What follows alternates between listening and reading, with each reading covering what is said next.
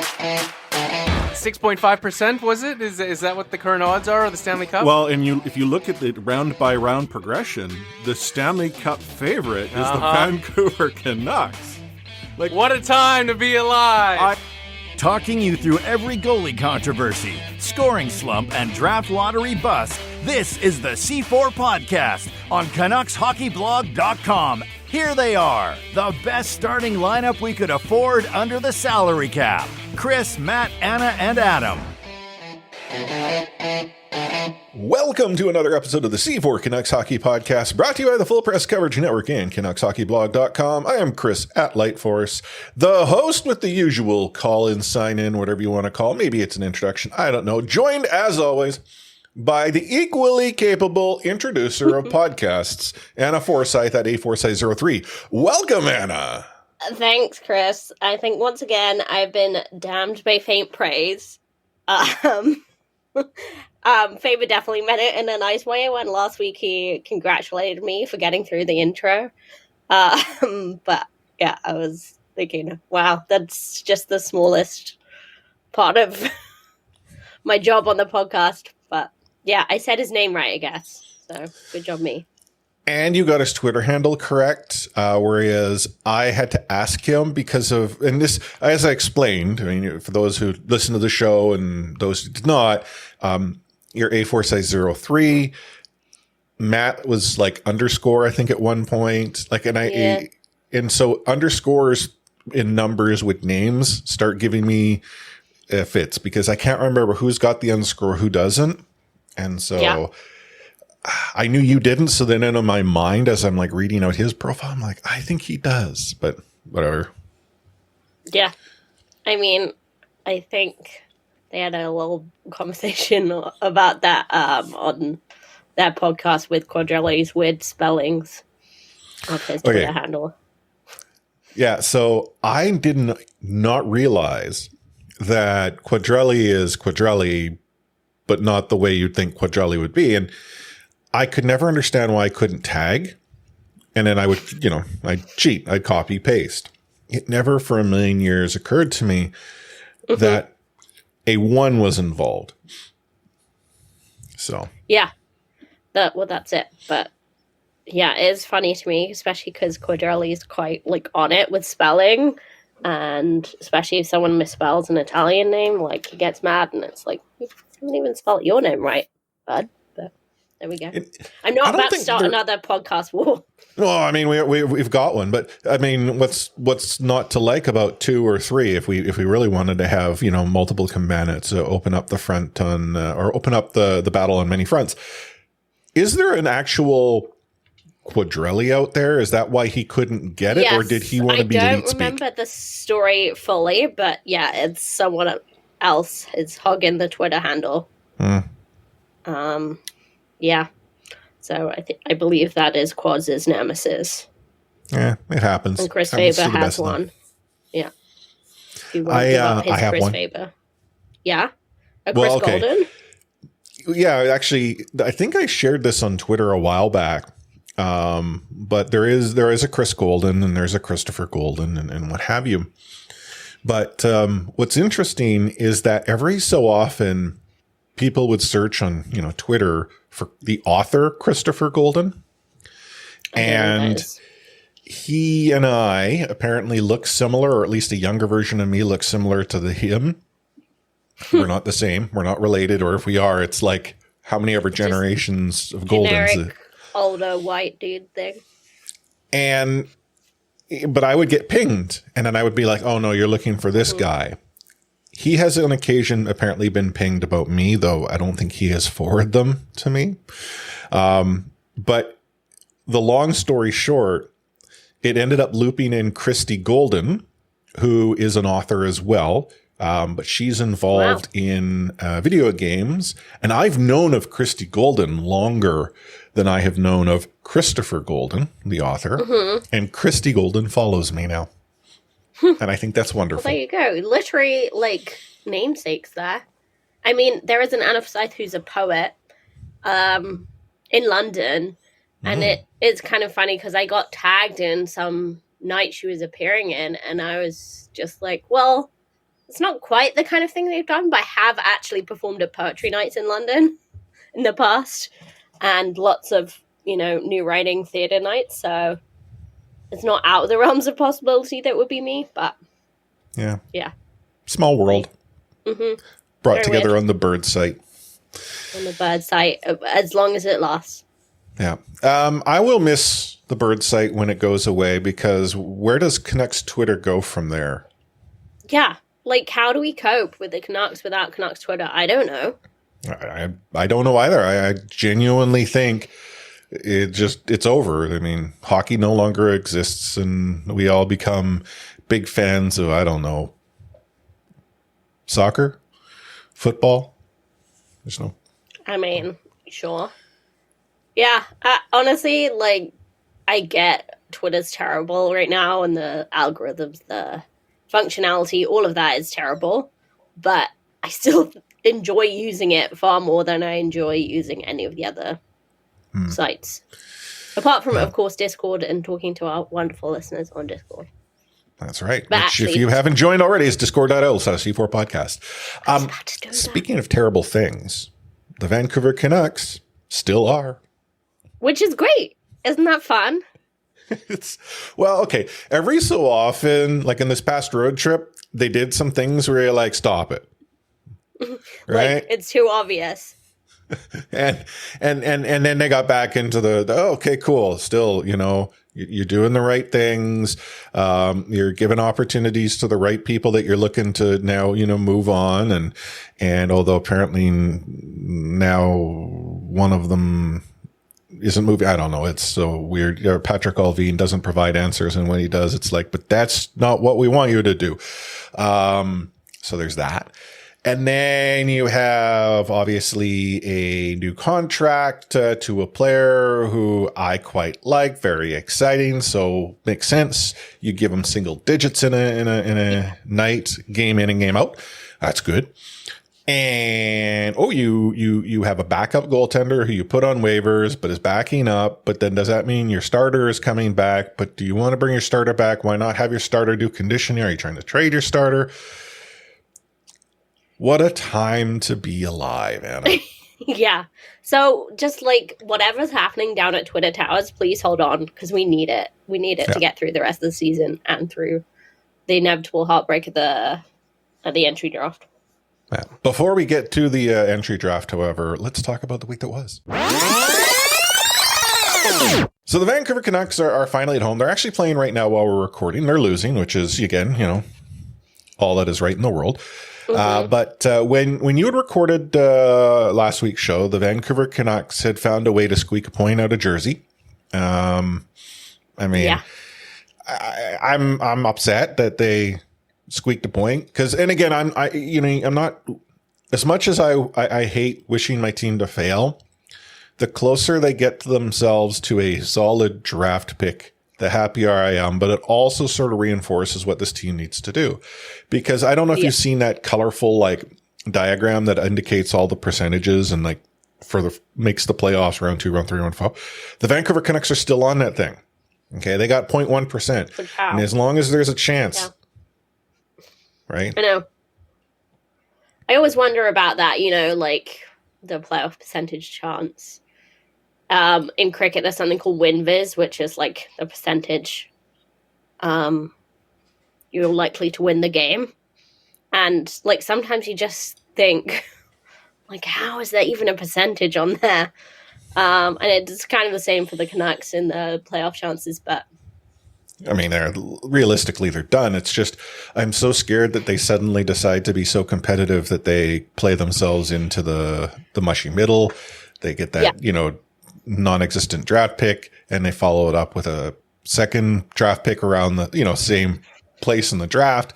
Because it's possible the Islanders fall lower and hold on to their pick, but I don't think that's the case. So I think the Canucks need to rely on their own ability to get a better pick. Yeah, their own. They need to pull themselves up by their bootstraps and start losing. Yes. Which they're doing a pretty good job at. And honestly, this road trip has been kind of fun to watch. There's been some typical Canucks moments. But there's also been some really good hockey in short bursts and not enough to win games, which is honestly what I love to see. If they're actually some of the goals have been great, and that's kind of the most fun way that the rest of the season can play out, right? Totally. And just looking sort of in the road trip, as I said, they squeaked out a point against Jersey. They then followed it up with I was going to say close game against the Rangers. It wasn't really close, but the Vancouver Canucks just did not want to, call it a game. When the Rangers went up by 2 late in the third, they hadn't even announced the damn goal before Petey's like, no, man, I want to make this exciting to the end.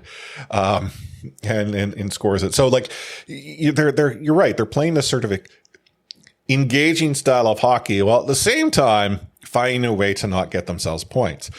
Problem is they then, go into the Islanders to go and take on, Bo Horvat. And despite Bo's best efforts to try to ensure that the Vancouver Canucks did not win, and, bless Bo for putting in the effort here. The Vancouver Canucks have this guy named Elias Peterson, and apparently Petey has a few F's to give. Yeah. And not true of everyone on the team, for sure. But yeah. It's kind of great to see that, the Bo Horvat, revenge narrative, could not be stopped, even by the Canucks being really petty and challenging the goal, which, to be fair, was goalie interference, but... No, I know, but it's interesting. People are like, "Oh, the Horvat, it's just a contract year. It's not sustainable." And again, very true on both points. But there were so many who thought, "Oh, he was going to go to the New York Islanders, and it'll be very clear he's not going to be able to continue the output." Now, still some season left, but his second game with the Isles, and it's first star, and he's getting the Horvat chance. And I have two off the rails things to say about Bo. Sure. One, it's on those chants. It doesn't sound good. His name is Bo. Just he never got called by his last name in Vancouver, very much at all, apart from on the call of the game. So I don't know. It feels weird to me that they're chanting it as Horvat. I know, but you have to also consider, he is in a division that would have probably never really had a reason to talk about him or consider this player before. He comes to town. We're only a couple of weeks in, and unless, reporters and the in-game staff or whatever refer to him as Bo, yeah, it's not going to kick. And I bet you it's often, Bo Horvat. So they're hearing both, and most chants will often do last name, especially when it's 2 syllables, right? Because isn't it funny? There's nothing particularly difficult to say about Horvat, but how it just never became part of his name. Well, I think a lot of it has to do with how in Vancouver. We as fans have really gotten used to the players themselves, even referring to themselves by a syllable, whether it be a nickname or a first name, it is a syllable, a single. And so for us, Bo, or Petey is too, but you know what I mean? It's a familiar name. Luongo was Lou or Louie. We didn't necessarily say Luongo, Roberto. Bieksa, we call him Juice, right? Yeah. But that's true. It's once they get to know him, and it's not maybe as big a market, in-depth a market as Vancouver, but it's still the East Coast, it's New York. They care about hockey. They're a loud barn. Well, I was going to say, there are probably some that would say not as big of a market like Vancouver. There is significant potential there, and there are fans. Yeah, it's very different, though. It's they're louder than us, for sure, but are you going to have reporters Well, it's as right. many reporters and fans being that in depth as Vancouver? I think there is potential, right? Vancouver, is Vancouver going to get bigger? No, true. And honestly, I'm not even slagging New York off here, by the way. Like, Oh, no, I know the you're not. Vancouver market is kind of crazed. Yeah, I think, but in fairness to some of our listeners who might not be as familiar, like there's this common belief, U.S. market hockey isn't as big there. There are some U.S. markets that hockey has been big, and there is a reason why. I mean, New York, outside of being big city, has had 2 NHL teams that have been engaged. In fact, the celebrities hit the Rangers. The argument might be made that the real fans have followed the Islanders. So. Yeah, they definitely kind of cast themselves as that. It's kind of like who Manchester City cast themselves at before they got the money. They were like the real team as opposed to the flashy United team. Rangers, white collar. The Islanders, blue collar, right? One of us. Yeah. Yeah. Which is very funny. But sorry, just to final thing on Bo. Yeah.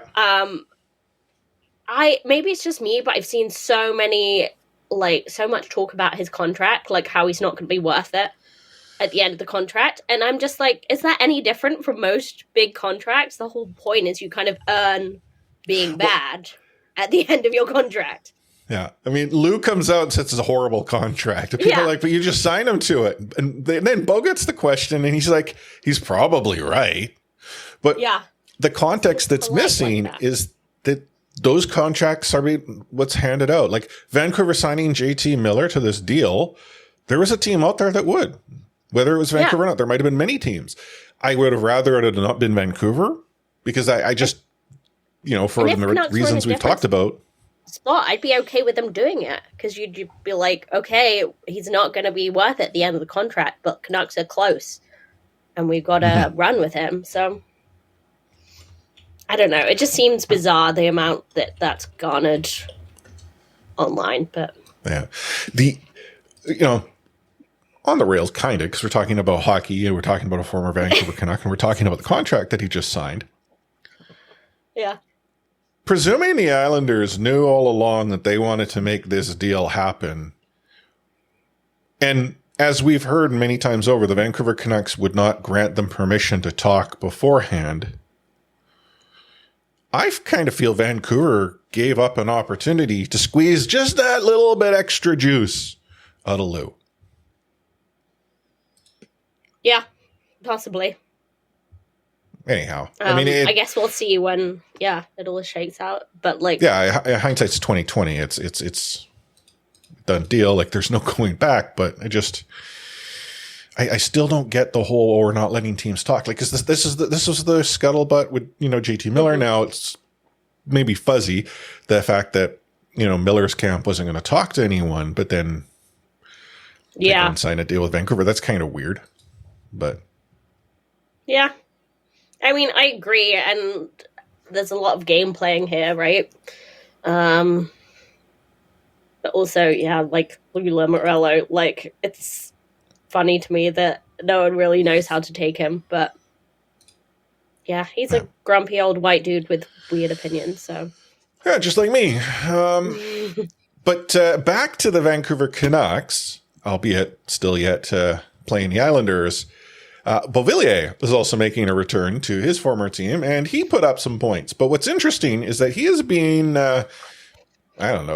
showcased or introduced to the market by playing with Petey, who is showing that if you keep your stick on the ice and you go to where the puck needs to go, you get goals. Great. I mean, there might be an argument. There's others on this team that could be playing with PD right now, but it's Beauvillier. Good for him. Good for the kid. Great. I mean, it's a good way to start your career with a new team for sure. Honestly, I'm just like, why not put him in a position that he can succeed? I don't know if you're gonna I think he's a useful player who was kind of stuck in a scoring slump. So I think it's probably quite a good move because it builds up his confidence until he can, get his skates under him and maybe he can play with people that are not just named Elias Pettersson. But I think it's a good move to start off a player that's in a bit of a slump. There might be a player or two in Vancouver that have been on slumps. But hey, I mean, I'm not the coach. I'm not the guy in charge. I don't know the game of hockey well enough to make any suggestions, so I should just shut my trap. The Vancouver Canucks, however, got 2 points out of that game, which kind of sucked because, again, it slows down their backward roll. Fortunately, Vancouver historically is horrible in games that start before noon Pacific. And that 9 a.m. Pacific puck drop in New York on Saturday Detroit did the team a solid. Yes. Yeah, they were in Detroit on Saturday at 9 a.m. Pacific. Like, it's not appalling to me this the morning in Vancouver. It is a bit appalling, but the fact that it started at noon, like, how are you not mad at that? If you have to get to the rink at noon, I'd be like, no, thanks. Not on a You're at weekend. the rink before noon. Yeah. As a fan, you should be at the rink before noon. Yeah. No, yeah, I'm talking about the fans, like, hockey players. It sucks, but, like, whatever, it's your job. But, yeah, I just think that's just not a fun experience.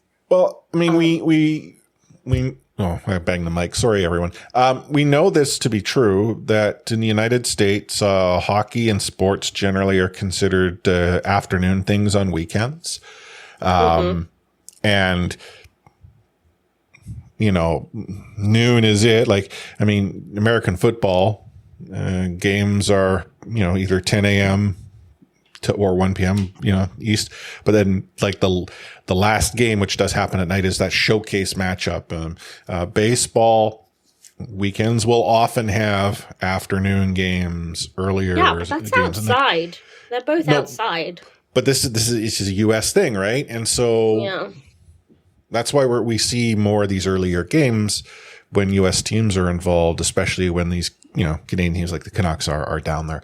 And Super Bowl weekend is always weird just because the NHL has now realized there's no sense trying to go to a battle against the league that owns the day of the week. Yeah, that's fair. Anyway, like, no fun, but kind of meant that I could only watch a period of it before I went into a class, which is probably a good thing overall because I probably like watched the most exciting part of it. But once again, Pedersen and valiantly Beauvillier trying to, and don't forget his sidekick Beauvillier, valiantly trying to keep the Canucks in the game. I got to watch 2 periods. I missed the third because Baby Force had dance, and let's be honest, priorities. Mm-hmm. Big time.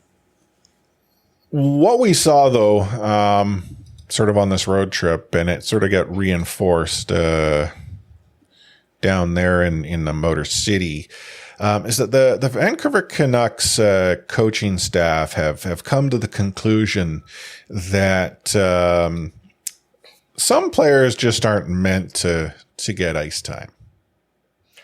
Yeah. Now, I'm curious what your thoughts are on this. Like, if you're going to teach a player, and I mean, if you don't know who we're talking about here, Andrei Kuzmenko is unfortunately the guy who is not finding himself an opportunity to get into the game anymore. But what are your thoughts here on him not getting ice time? Like, I don't know if I've actually heard. Well, I guess that's a lie. Talkett did sort of describe him as being all over the place and having a messy game. Yeah, and what did he say that in New York that he had like 4 players who were absolutely horrible in all parts of the game, and someone asked him if one was Kuzmenko, he said yes. Yeah. I mean, no great, like, kind words. No lost love, really. No, I mean, but like Kuzmenko got in Detroit, he actually broke single digits. He got 10 minutes, 17 seconds, even strength, and he got 18 seconds on the power play in the third. Essentially a shift. But actually, no, I think he got No, yeah, just in the third. But the thing that sort of strikes me is that the Vancouver Canucks signed Kuzmenko to an extension, which caught us all by surprise. And now that you have sort of this new asset, your coach is going to bury him. Like, that part has me so confused. I mean, Pud Colson, who's been called up, got 2 minutes more time on the ice. Niels Oman had the same amount. But it's just weird. Like, if your coach wasn't keen on this player, I think it would have come to light before you went and signed that contract. Would you not have allowed your coach to gut his value, or was the concern, oh my God, the coach is going to go and drive this asset out of town? I mean, there's a few things. One, like, Tocchet's barely started. I will say, like, in theory, I like the fact that coaches have their kind of authority to, you know, just because a player might be a star player or whatever, that they still, like, the coaches have the authority to make the game time decisions on who plays when. In theory, great. But, like, it's just so Canucks, isn't it? That it's just like, believe in Kuzmenko. We don't have much cap space, but, like, cap space well spent on this exciting player who you've all enjoyed seeing. And then it's like, okay, but also he's not going to play. I mean, even tonight, we know he's making double digits because he has broken the 10-minute barrier already 2 periods in. But he's in limited opportunity. He's, like, a really exciting player still. So I know Rick Tocchet has to be, like, the new teacher, get his authority under him, and not saying Kuzmenko's been fantastic or anything, but it does seem a bit over the top, no? It does. Like, it occurs to me, again, from the outside looking in, that Rick Tocchet has an idea of the type of player he wants to lace up the skates. It doesn't occur to me that Kuzmenko fits that type of player. And so Tocchet is trying to teach him with hard love how to become that player. Now, how receptive is Kuzmenko? Haven't a clue. And obviously, when there is a coaching change, it is easy to go from darling to dastardly, you know, villain. And unfortunately, in Kuzmenko's case, that seems to have happened. I feel that he was playing a pretty good game prior to the arrival of Tocchet. And maybe it's the systems that have changed that have caused his game to be messy and all over the place. I just sort of go back to the thought that Tocchet's picked a guy to go and call out to prove a point. I mean, and I just, like, there was a comment made by Drance today on, I think it was Conversation, Canucks Talk, sorry. So looking at JT Miller in the 7 games under Tocchet, he has had 6 defensive zone starts, 5-on-5. Mm-hmm. We all know that JT Miller has had a problem giving an F many times over. He's had messy games, and this is actually before Tocchet arrived. Yet JT Miller fits the mold of a player that Tocchet likes, because it's a whole lot of give a damn. And honestly, has JT Miller played better under Tocchet? Yeah. Like, well, but he has been given the opportunity. Played better, but also he is a player who is playing sheltered minutes. He is given that's something that Bruce did not do, and it was quite apparent. And maybe it's a mirage. Like, the Vancouver Canucks under Alain Vigneault turned Cody Hodgson into a phenomenal young player with a lot of upside over the course of a season. And how's Cody doing these days? I don't believe he continues to play professional hockey. Yeah. I know, it's funny. So, like, when, people start to speculate, why is he being given sheltered minutes? Like, are they trying to showcase him and boost his numbers? I'm just like, let's slow down here. Hey, sure, trade him. He's anything signed. is possible, but don't get our hopes up. Just like the rumors last week of Myers? Tyler Myers. Going to Toronto? Yeah. I think rumors of Tyler Myers' imminent demise were sadly greatly exaggerated. Mm-hmm. So, yeah. And then one final note, because you did put it in the rundown here. New leaders, Petey and Quinn on trial to be captain. I am hoping that's the case. I worry that JT gets the C next season. I just think it's so obvious in the Canucks branding. Like, literally, Petey's on the front of everything. Like, because who's going to be that's excitement. Like, yeah, true. But could you, before we hit record today, and again, I just was thinking awful thoughts. I had wondered, like, if Pettersson were to get traded, what would that do? Like, what would that do to the fan base? Oh, yeah, I don't see it happening. It's too bad. Like, I think he will be the last one they let go of. Well, I'm not suggesting they do this. I honest to goodness, I don't know how we continue as Canucks fans if something crazy like that happened. Yes, everyone can get traded. Gretzky was. Petey is no different. But the Vancouver Canucks are in a position that by trading Petey, you better be getting every bad contract off the books along with him and getting a crap ton back too. Yeah, he's not worth that much, but that's what we demand. I don't think even that does it in terms of PR. Like, I think it would just be such a disaster. Yeah. Yeah.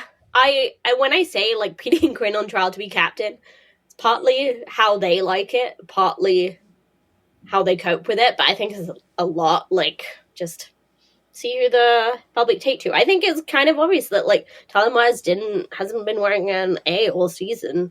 OEL no longer has one, so it's just like JT still has an A, right? But yeah. You know, like the vets are not it's very much front and center. The young, exciting players, like it was so quick getting them into A's, right? Well, they had to give it to someone. Like, they needed a captain on the ice. They could have gone Luke Shen or what have you, and they chose to do the Petey Quinn and rotate them in. I'm so accustomed to the darkest timeline getting darker. Yeah, and you're not like honestly, even if they either Pettersson or Quinn gets made captain, that could honestly be, I'm not saying a mistake, but I just think when people talk about Pettersson being by far the best Canucks player, and I'm like, yes, 100% agree. Does that mean he should be captain? Not necessarily. If he really wants to be, sure. But I see that it could be a problem, and that is no disrespect to Petey. No, and the more I've thought about it since, Faber joined me while you were away and said, I think a case can be made for Quinn Hughes. Mm-hmm. I think Quinn is probably the guy you throw a C on. And this is, again, no disrespect to Petey. It allows Pettersson to focus on his game, on the ice, without the worry of everything else that comes along with it. I think Petey could handle himself well, and boy, would I love seeing him candidly have conversations and death stares with people. But that will become a story unto itself. And I don't want that to change. I don't want Petey to lose that part. And I think Quinn would fill that. Quinn just looks like Eeyore. He's sad already. It's fine. Yeah. Also, man. He's very smart too. Like they're both very smart people. And I don't think Quinn gets to show that a lot because he's so quiet and sad. But so many reporters talk about how smart Quinn is at breaking down plays, and he does show that sometimes. So, and his brother says he's an all-star and should have been down there in Florida. Anywho, you're listening to the C4 Canucks Hockey Podcast, brought to you by the Full Press Coverage Network and CanucksHockeyBlog.com. Take hitting out of the game. You can't hit anymore, so don't do it. The unsportsmanlike conduct, I want to get an explanation on it. No kidding. Because how do you get suspended for unsportsmanlike conduct? Plus interference. There's no interference there. He had the puck. Now, Madison never ever did that before. Now, why did he do it? That because he was mad. Well, your early favorite for the Calder Trophy, that's for sure. Elias Pettersson, you might even say your early favorite for the Hart Trophy. Just to get back to your question, Elias is going to play plenty. He's going to get a lot of power play time, and yeah, I'm concerned about our offense. We lost 200-point players, and we've got to find a way to score. What is it that we want to see with the rest of the season? Well, if you've been listening to this episode, losses, lots of them. L's, give them a throw them at us. We'll take every single one of them. Based on the result of the game. I don't want the Vancouver Canucks to find ways as an organization to take those L's. No. Because they've been doing such a good job at it. That needs to stop. But purely on the score sheet. Yeah, it sucks that we're so down on the team and we're so negative. It has been, 3 seasons now that we've been going on about this. And it's as if, Patrik Allvin must listen to the podcast because in conversation, I think it was today, actually said, the bubble hockey shouldn't count. The bubble season shouldn't count. I know. He even went on to say the best teams didn't even want to play. And so what does that say about it? I'm like, Patrik, thank you so much. I agree with the sentiment, not necessarily the reasons. I'm just like, it's professional hockey. If the good teams didn't want to be there, we'll fool them. I think it doesn't mean anything because it didn't show, Canucks didn't change as a team. They didn't magically grow defense. They just ran hot for a little while and the goalies were on fire. And they took on a team that was getting ravaged by COVID. Yeah, and Bo Horvat. Yeah, playoff Bo, which we'll never get a chance to see in Vancouver ever again unless it's a Stanley Cup final. And if that's the case, I hope Bo trips on a rut. Doesn't hurt himself. Just trips many times. That was just specific and mean. But that's okay. Getting cranky in my old age. So I'm here for it. I'm here for him being honest whenever Jim Rutherford allows him to be. You think, okay, I like how you put it, when Jim allows him to be. Do you think Jim still holds the leash tight? Yeah. That's not to kind of let Allvin I'm not saying Allvin would be this great GM if he was just allowed to do his own job. No, I think they're on the same page, but I do think Rutherford's pulling the strings overall. I do think when they're saying he wants to leave, Jim, same. But, you we're in this mess together. You caused it far more than me, so you can't just up and leave. Hey, there's no reason why he can't just up and leave. I mean, he can. Unless the contract he signed says, clause 32.1, you cannot just up and leave. Allvin went on to say, in response to Who Are the Untouchables, having been given a list of the Untouchables, without confirming who the Untouchables are, said, yeah, we've got some Untouchables, but we're really looking to make, moves. And this was actually, and I've sort of left out the plot here a little bit. He was asked about Brock Besser, and it's like, well, maybe we don't want to have a deal with Brock because he's, his game is coming around, and I have to admit, Brock looks happier.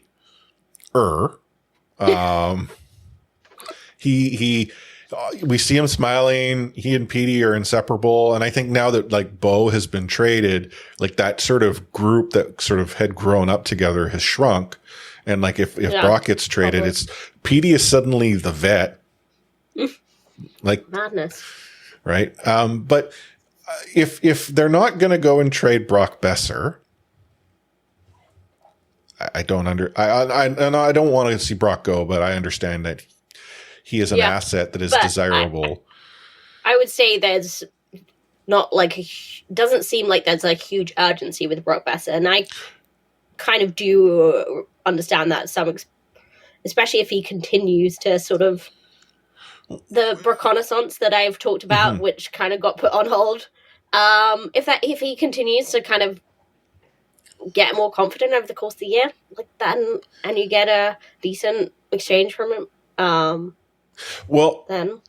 So the reason why I'm maybe I'll follow this up with a question to you in a moment based on what you just said. But the reason why I look at Brock as being someone you do need to trade is that the Vancouver Canucks have painted themselves in a horrible corner with the salary cap. And there's only so many players that they can move that don't require you to eat some bad money beyond the course of the season, and two, free up some room in your own cap to be able to afford to buy the team pucks to use next season. But does that have to happen before deadline? Because that we're not talking about, cap issues today necessarily. Yeah. We're talking about the cap issues come July 1. Mm-hmm, exactly. So I think that might be more of a let's see what deals get offered type thing. And they might be more busy because don't Brock Besser and Luke Schenn have the same agent? I don't know. I don't actually keep all that close track of which player has which agent. They all kind of sound so generic in their names that Todd Diamond is the only one I routinely take notice of. Because what a cool name. But I think they're both looked after by Ben Hankinson, maybe? Question mark. But yeah, that was a terrible segue because I can't quite remember the fact, but into the Luke Schenn might be more urgent name on Canucks. Yeah, radar. and Luke he came out and said how a few seasons back he just wanted to be wanted, and now he's kind of popular and he's just happy he was wanted in Vancouver. And if you can get something for Luke Schenn, trade him. I don't see how you say no. Maybe Luke returns to Vancouver, right? There is a possibility. He seems to speak highly of the town. Is that going to happen twice? You know what? Sure, why not? Sure. But this is the thing. I don't feel when I look at this roster that there are truly any players beyond at this point Quinn and Petey that you don't take an offer on. That's a reasonable offer. If someone came and gave you a reasonable offer, JD Miller, you take that deal. I don't care. Yeah. 7 times a week, twice on Sunday. Right? It's not going to happen, but you take it. If Toronto, if they're this is not an actual thing, but let's say Toronto did want Tyler Myers. Great. Have him. He's yours. Thank you. Now Myers isn't as big of an issue in the long term that, JT will be for Vancouver. But still literally. Yeah. You're needing to go in and find creative ways to give yourself some space. Connor Garland. Here's a player who probably could get an opportunity elsewhere. I think the Vancouver Canucks look at that and take it. The problem is that from there isn't a whole lot more that seems to be all that, I don't know. Yeah, but palatable for teams to take on. Palatable is such a good word. But by all accounts, Luke Schenn is, possibly very close to being traded.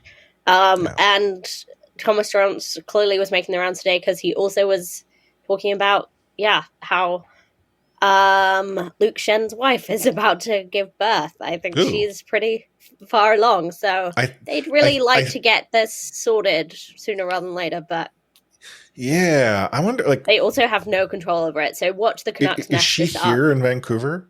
Yeah. See, if he gets traded, she doesn't travel. I mean, the team he goes to, they'll give him the time to depart. But I'm just thinking. Yeah, but you kind of want to know what your setup is, right? Does she do pretty darn quick? Oh, I don't know. I do not. Knowing how NHL teams operate, I bet you there's a front office out there that factors that into the conversation and their ability to have a player who's available come game time. It's just, time for some spicy foods and long walks. There's other things, but this is not that type of show. There's other things.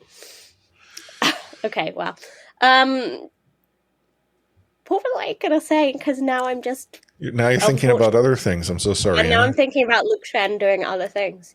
Well, you put Luke Shen's name into it.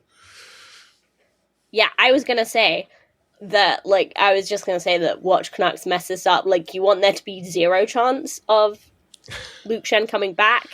Yeah, like. Oh, they're gonna really Dan Hamhuse it. The trade. Yeah. Is that what they're gonna do? They're gonna Dan Hamhuse it. He'll be on deadline day. He'll be on the ice and be told to come over here, but then told to keep skating.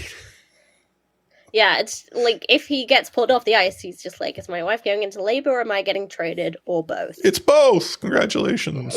A player. Yeah, I mean, this is so off the rails, but it's so quick. Yeah. If anyone wants to see that Luke Shen's fit into Vancouver, watch his Canucks in cars because it's like clearly minus numbers snowing day and he's wearing shorts. So classic Vancouver move. Yeah, there you go. There you go. Like, is there a problem with this, Anna? I don't know what you're trying to suggest. Yeah, this is how I'm not a Vancouverite fully. I'm in shorts right now. Like, I'm in shorts all the time. I did put pants on when it got that cold. Right now. But, well, I know. I was outside in the wind wearing my shorts and my sandals. I had a hoodie on. I felt it was a little brisk.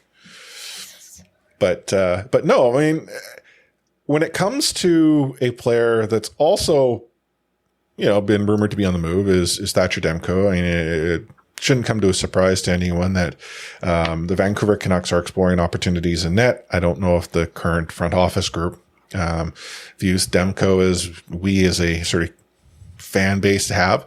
I think we talked about this on a past episode, but the scuttlebutt out of Demko's camp is he kind of doesn't want to be here either. So yeah, now that Spencer Martin is currently on the waiver wire, he is backing up. Has he actually gone into the game? I don't know. I don't believe so. I think they're just gonna let Colin Delia suffer because Detroit are 4-1 up now. I will say, like I did have a thought when we briefly talked goalies earlier. Do we think they're rushing Demko back to trade him? That's the only reason why I could conceivably think you would want to have Demko back so quick. And like the moment that Spencer Martin was placed on waivers, it told you that the Vancouver Canucks needed to free up a spot. Now, there are reasons why you free up spots. Player returning from injury, trades, like it's a contract issue. But goaltenders aren't the type of player that you sort of have a spare kicking around generally. So that really limits it. I think the commonly held belief was that Demko was going to have a conditioning, stint down in Abbotsford. I mean, it's been long enough, right? And given Demko's, we understand that this isn't a recurrence of his problem that gave him surgery. But, like, why wouldn't you be being careful? Demko's supposed to be, like, your guy, Yeah. I mean, there is the caveat to the conditioning stint is that it could, mess with the mojo down in Abbey. Okay, fine. Arthur Silos has been doing well, but I'm not bothered about that. No, but I'm not suggesting that that's the case. I have to acknowledge there are some who could potentially point that out.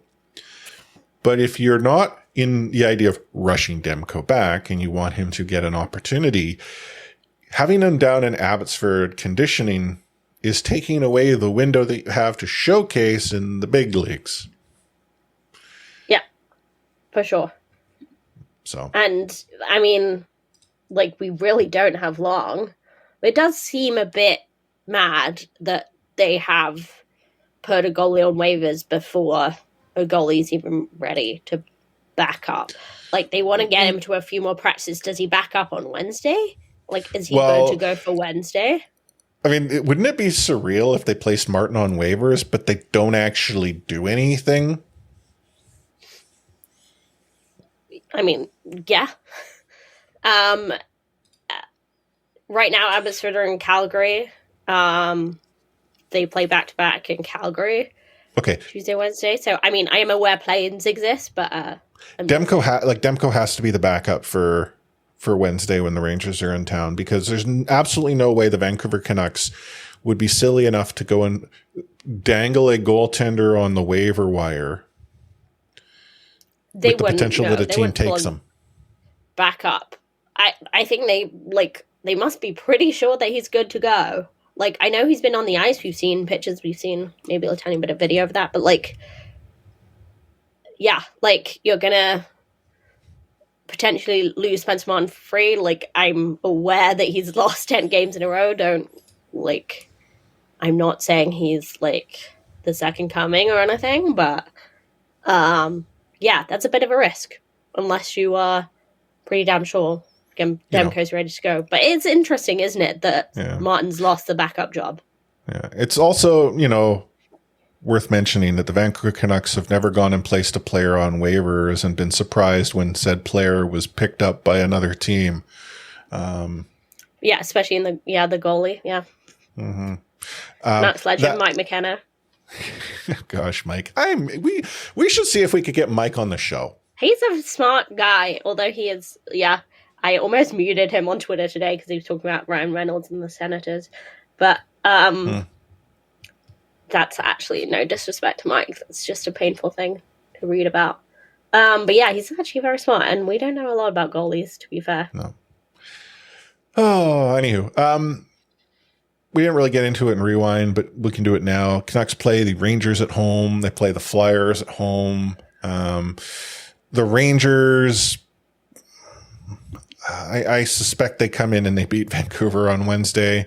The Flyers come into Vancouver on Saturday, and I suspect beat the Canucks, which sort of lines up with our desires for how this season were to unfold. But when we start taking a look at the Vancouver Canucks schedule ahead of that, I mean, they then head out in another sort of road swing. They do head east-ish. They come home to take on Boston, and they head down to the state of Texas to take on the Stars.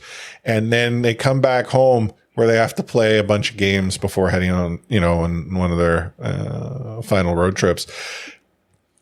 What is the point of the NHL schedule to have the Vancouver Canucks go east, come home, play a game, go Texas, come home? I mean, it's bonkers, and I think, we are not the only ones suffering here. I know that, there's an absolutely wild, I think Colorado is playing 3 back-to-backs in the course of 10 days or, 12 days, something like that. It's crazy. So, once again, it's just, another small example of the NHL just, giving their stars, the worst possible opportunity to shine, right? Just let's make things really difficult on teams so they get injured or struggle with fatigue. I know it's a completely different sport, but NFL plays 10 games a year, 15 games a year, something like that. Hockey is crazy. What they're putting their body through for 82 games plus the travel. Yeah. It's the NHL for you, though.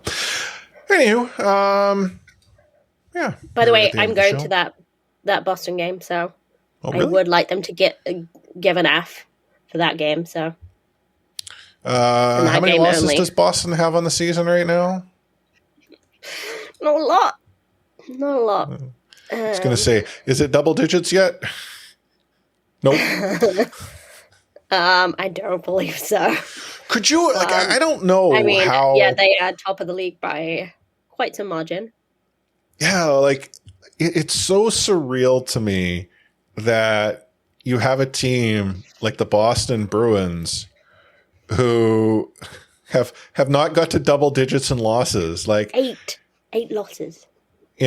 Carolina has 10. Oh my goodness. But you look, even if you take into consideration, I guess, okay, there's someone out there, but they had overtime losses, and those should count. Okay, fine. Say if you want to count them, they got 13 losses. But still, that just it's not even close to, anyone else. It's nuts. Yeah. Oh yeah, totally nuts. But and they are really good, but anything can happen. Oh, whatever. And They're going to beat the Canucks senseless. Total game, like singular games I'm talking about here. Anything can happen. Like, the Canucks are not going to beat Boston. Do you honestly think that? I mean, yeah, anything can happen. They could, but because beating Boston is not it. I do think Boston are having an extraordinarily dominant season, but they were so good even after they won the Stanley. After It's a 4 p.m. puck drop. And Canucks kept beating them. Did they not? It's a 4 p.m. puck drop.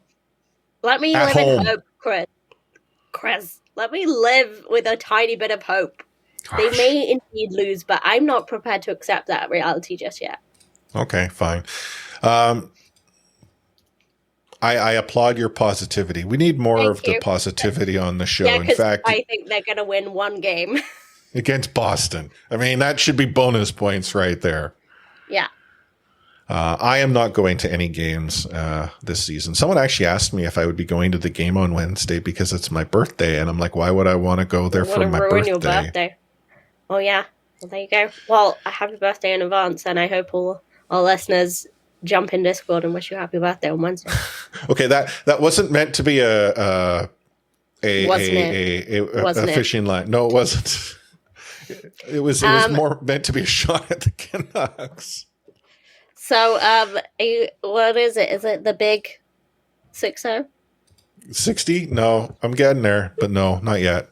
I still have the big 5-0 in the way, and that's not this one either. So, but I'm getting up there. You know, as you know, Baby Force will be apt to say, "Daddy, you're old. Not as old as Nana and Papa, but you're pretty old." So, I mean, she's a smart kid. Mm-hmm, I know. What can I do?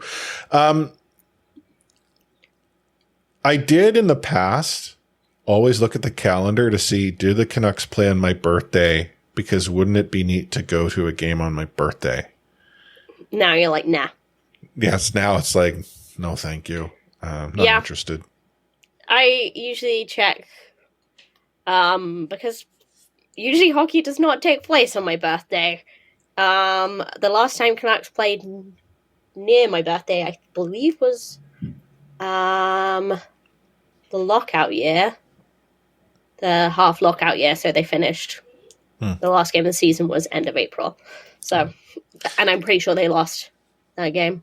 But yeah, usually they do play cricket around my birthday, and Middlesex have won a lot of those games. So I have that to look forward to. Yeah, Aussie rules baseball. Mm-hmm. Yeah. I actually was watching a TikTok video where someone was trying to point out to someone who replied, like, who in the heck watches cricket? And they're like, but look at the number of people that not only billions play of people. cricket. Like, you can always tell someone's probably from either, I'm going to say US or Canada, but let's be honest. When that comment is made, there is a significant odds percentage that's in the favor of the country. It's 10 times the size of ours. India exists. Like it's a Women's World Cup right now, and honestly, it's awesome to see like the engagement behind that. And actually, Sri Lanka won their first 2 games, and they are very much an underdog. So, cricket's an exciting place right now. Yeah, I mean, it's still a sport that I see it occasionally, and I watch it, and I'm like, I don't quite understand it. Maybe if I did, maybe I'd be more invested. But you know, literally billions of people watching it. Yeah, I would never knock it. Like it just blows my mind. Like, I call it Aussie rules baseball, but that's not to disparage. It's, hey, I call baseball upright cricket, so it's fine. Yeah, exactly. It's just us expressing our cultural upbringings in a creative way. What is it your mom calls hockey? Slippery cricket. Yeah, there we go. Slippery cricket. Yeah, see? There we go. Hi, Mrs. Forsyth. So yeah, here we're at the end of the show, Anna. We got to talk about other stuff. I got to, throw you for a loop. But this must have been a good show because, here we are at the end of it and you're still here with me. So thank you. It's good to be back. Thank you as well. Well, no, it's lovely to have you back. I will say I really enjoyed talking to Chris Faber, mainly because we were not talking about the Vancouver Canucks. Well, we were talking about the Canucks. Yeah, the Canucks. We were talking about the Canucks. Yeah, and country music, which is very strange for me to say that. And I'm sure it's about to get more country because the baby Canucks are, as I say, in Calgary for the next 2 games. I'm sure they play the call on the country music station there. But yeah, like that was a lot of fun too, but it's nice to have you back, and I enjoy our chats, even if it's like trying not to talk about the Canucks. Yeah, and let's call a spade a spade. Faber announced on the last episode that we've reached quota with him for a while, so he won't be back. Which is fair. Like, he came on twice in a month, so you shouldn't have come up with a good idea to do a Abbotsford Canucks episode. That's his fault. Completely his. He said it to me, and I passed it on to you. So there we go. Yeah. But yeah, so like honestly, like the podcast, Discord, Canucks Twitter, that's what keeps me sane in all this craziness. So I appreciate noticeably absent Chris, but hey, I won't take offense to it. I said this podcast. Are you not part of this podcast? Well, I'm not. I wasn't singled out. You could have been talking as about opposed to my Adam other for all I hosts. know. Yeah. Okay. Hey, his name is still in the intro. He must count. Okay. Yeah, that's something we shall get sorted. Yeah, we kind of throw around these accusations of the Canucks not being professional, but they have a lot more money than we do. I don't think we've ever claimed to be professional as a podcast. Yeah. Far from it.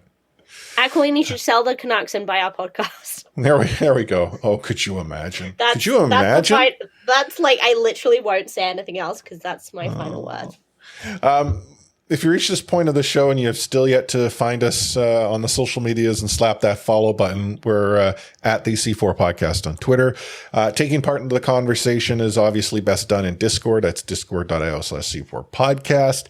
And if for some reason you ever wanted to go and drop us a voicemail that we could include on an upcoming episode of the show, you can also go to speakpipe.com/C4 Podcast.